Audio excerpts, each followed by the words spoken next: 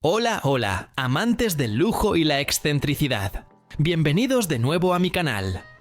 Hoy vamos a abrir las puertas de las mansiones que solo unos pocos privilegiados, y créanme, muy pocos, pueden siquiera imaginar. Prepárense para un recorrido visual por las casas más caras, de Jeff Bezos, que nadie puede comprar. Pónganse cómodos, porque esto va a ser épico. No olviden darle like, suscribirse y activar esa campanita para no perderse nada. Empezamos. Nadie sabía realmente cuándo había comenzado. Las primeras noticias hablaban de mansiones excéntricas, de residencias imposibles, levantadas en lugares donde ni siquiera los multimillonarios más audaces se atrevían a construir. Pero con el tiempo, esos rumores se transformaron en un murmullo constante, en un eco que recorría Silicon Valley, Nueva York, Dubái, Tokio y cualquier rincón del planeta donde existiera una mezcla de poder, curiosidad y ambición. Jeff Bezos, al menos la versión de él que se había forjado en esta historia casi mitológica, no coleccionaba casas, coleccionaba horizontes. Quería tocar los bordes del mundo, desafiar las leyes de lo posible, rascar el cielo si hacía falta. Y así fue como su nombre comenzó a asociarse con propiedades que nadie podía comprar, aunque tuvieran los miles de millones necesarios para hacerlo. No estaban en venta, porque no existían para ser habitadas, sino para recordar que había espacios en este planeta que solo podían abrirse ante quienes abandonan las reglas conocidas. Lo que pocos sabían, sin embargo, era que detrás de cada una de esas construcciones había un propósito secreto, una verdad íntima que Bezos había ido guardando en silencio, como quien recolecta piezas dispersas de un rompecabezas demasiado grande para comprenderlo desde el inicio. La primera de estas residencias prohibidas se encontraba a más de 3.000 metros de altura, en una cordillera olvidada de Sudamérica, donde incluso los mapas oficiales mostraban un vacío, como si el mundo no hubiera terminado de dibujar allí. La llamaban la Casa del Viento. En realidad, solo 3 personas conocían su nombre verdadero: el arquitecto que la diseñó, el ingeniero que logró estabilizar sobre un acantilado imposible, y Jeff Bezos, que la visitó una sola vez en silencio absoluto, apenas la obra estuvo terminada. Desde lejos, parecía una escultura de vidrio suspendida entre nubes, una estructura que desafiaba la gravedad y que cambiaba de color según el ángulo del sol. Azul profundo al amanecer, blanco casi invisible al mediodía y un ámbar cálido al caer la tarde, como si su piel se inflamase con la luz. Los rumores decían que no tenía un valor asignable, porque solo su construcción había requerido maquinaria diseñada exclusivamente para ese proyecto, helicópteros adaptados a corrientes de aire extremas, drones de carga capaces de desplazarse sin referencias visuales, materiales transportados pieza por equipos entrenados para caminar en la nada. La única certeza era que esa casa, cuyo valor supera los $1.000 millones solo en logística, nunca sería habitada por nadie. Nunca sería alquilada, vendida o visitada. Jeff Bezos la dejó cerrada, sellada, y desde aquel día solo un sistema automatizado volvía a encender sus luces una noche al año, en una fecha que nadie supo descifrar. Se convirtió en la casa más inaccesible, más cara y más inútil del mundo. Salvo para él. La segunda propiedad prohibida no estaba en las alturas, sino en las profundidades. Era conocida como Nereida, aunque su nombre oficial había sido borrado de los documentos después de la construcción. Se trataba de una ciudad submarina experimental, ubicada en un territorio remoto del Océano Índico, donde el gobierno local había otorgado permisos solo bajo acuerdos de confidencialidad tan estrictos que incluso hoy cualquier intento de nombrarlos implica la aparición de páginas censuradas. Nereida no era solo una casa, era una red de túneles cristalinos interconectados bajo las aguas, capaz de resistir presiones extremas y de soportar sistemas eléctricos independientes que funcionaban sin necesidad de la superficie. Los pasillos estaban iluminados por luces azules que imitaban la bioluminiscencia marina, mientras enormes ventanales mostraban el movimiento silencioso de tiburones, bancos de peces y mantarrayas gigantes que parecían deslizarse como velas negras sobre un océano de plata. La construcción de Nereida costó más que muchos presupuestos nacionales. Y aún así, Bezos la utilizó apenas durante 3 días. Los ingenieros que participaron en la obra creían que sería el primer paso hacia una civilización subacuática privada, o tal vez un experimento destinado a programas de exploración. Pero lo que ocurrió allí fue más extraño, más íntimo, más inexplicable. Las cámaras de seguridad, según testimonios filtrados años después, mostraron a Jeff caminando en completo silencio por los pasillos, tocando las paredes como si quisiera memorizar cada curva, cada vibración, cada destello reflejado en el vidrio. Y luego la última noche se detuvo durante horas frente a un ventanal gigantesco, desde el cual se veía una formación de corales arcaicos, que algunos biólogos marinos habían datado en más de 4000 años. No se movió, no durmió, no comió. Solo observó, como si estuviera esperando que algo, o alguien, emergiera desde esa oscuridad abisal. A las 6 de la mañana, sin una palabra, abandonó la instalación y ordenó su cierre definitivo. Nadie supo la razón. Se sabía que Nereida era intransferible, que el gobierno había sellado las coordenadas, que cualquier intento de acercarse sería interpretado como violación territorial. Era una de las casas más caras jamás construidas, y a la vez un sendero hacia un secreto que Jeff Bezos nunca explicó. La tercera residencia era distinta a todas.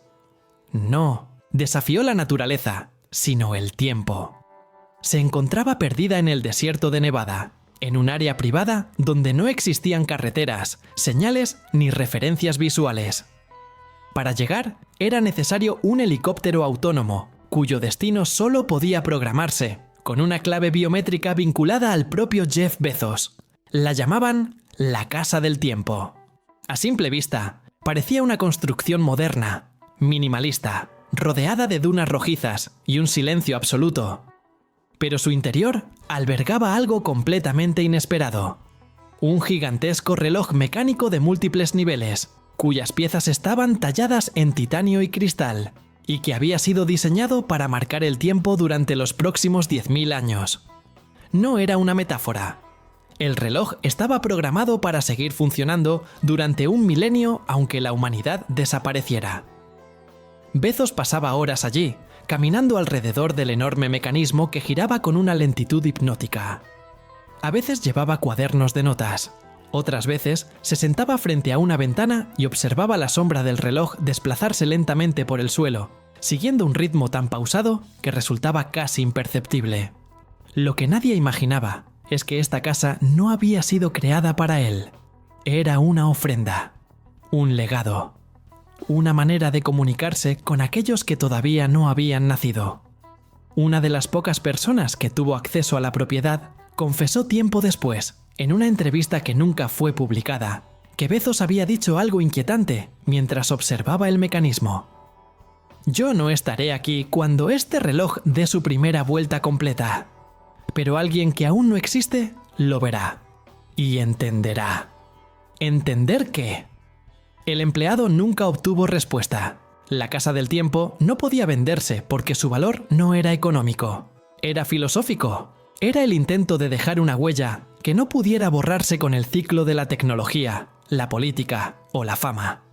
Era una conversación entre un hombre y el futuro, aunque él supiera que jamás escucharía la respuesta.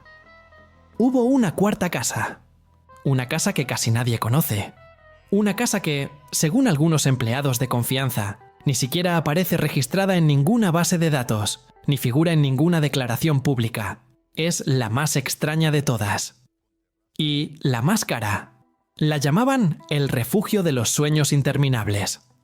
Fue construida en una isla privada del Pacífico, rodeada de arrecifes que impedían cualquier desembarco no autorizado.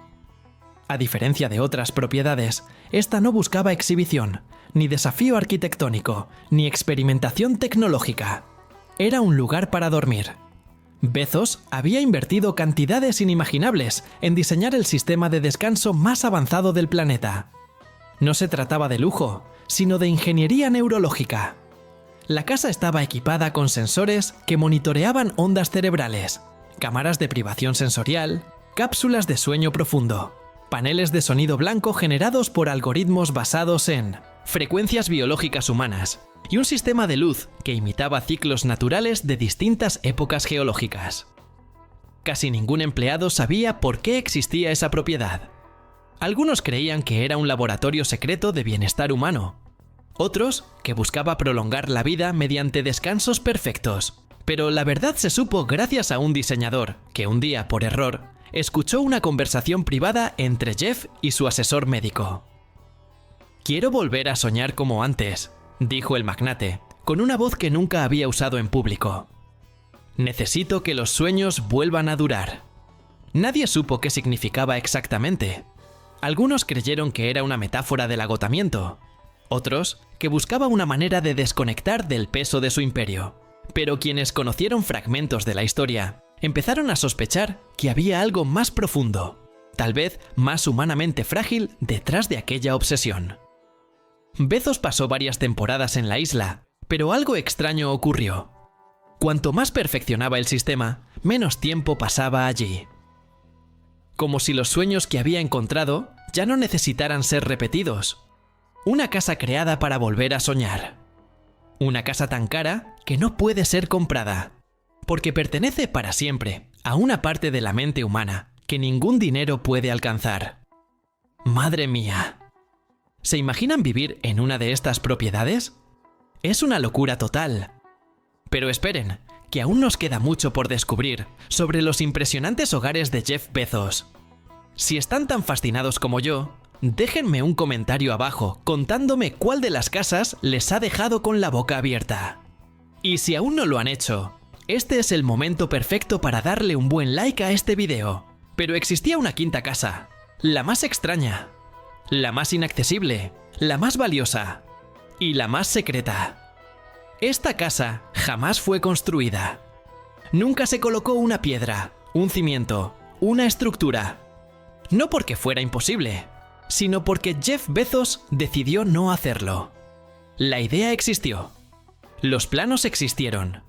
Los terrenos se seleccionaron. La tecnología se diseñó. Incluso se firmaron acuerdos con varios gobiernos. La llamaban la Casa de Nadie. En teoría, sería un lugar donde ningún ser humano podría entrar, ni siquiera él. Una residencia diseñada para ser imposible de habitar. Puertas sin cerrojos internos, habitaciones selladas desde su origen, pasillos que nunca serían caminados. ¿Por qué construir una casa así? Porque representaba un principio, que no todo en la vida debía ser poseído, que no todo debía ser conquistado. A veces, dejar algo intacto era la única manera de recordar que existían territorios, físicos y emocionales, que debían permanecer libres. La casa nunca se materializó. Y por eso, justamente, se convirtió en la más valiosa. Porque su construcción no era un acto arquitectónico, sino filosófico. Era la casa que demostraba que, incluso con todo el dinero del mundo, había límites que Bezos decidió no cruzar. Al juntar las piezas, al observar el mapa, al entender los tiempos, las emociones y los silencios, surgió una conclusión inevitable. Ninguna de esas casas existía para mostrar éxito. Ninguna existía para competir con otros millonarios. Ninguna existía para venderse. Eran cartas, mensajes dirigidos a diferentes versiones de sí mismo. La Casa del Viento para el pasado. Nereida para lo desconocido. La Casa del Tiempo para el futuro. El Refugio de los Sueños para la mente. La Casa de Nadie para el principio que no debía romperse.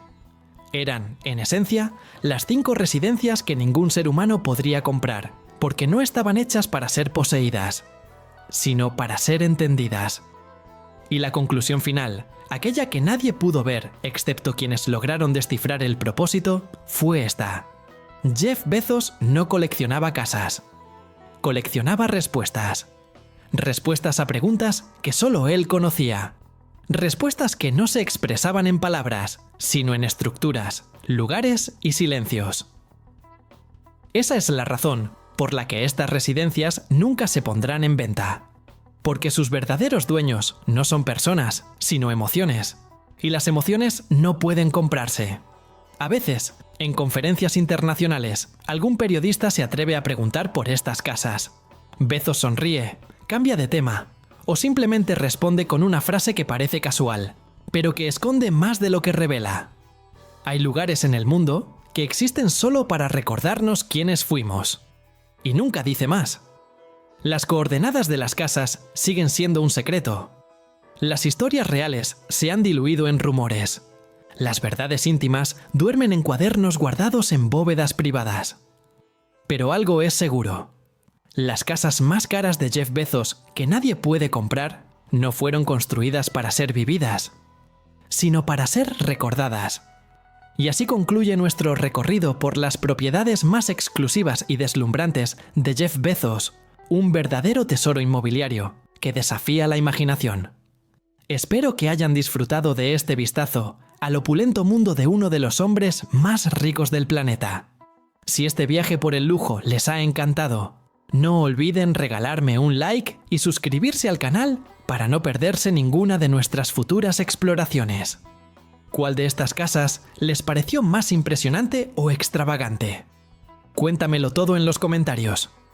Y si creen que alguien más debería maravillarse con estas mansiones, no duden en compartir este video. Nos vemos en la próxima aventura. ¡Hasta pronto!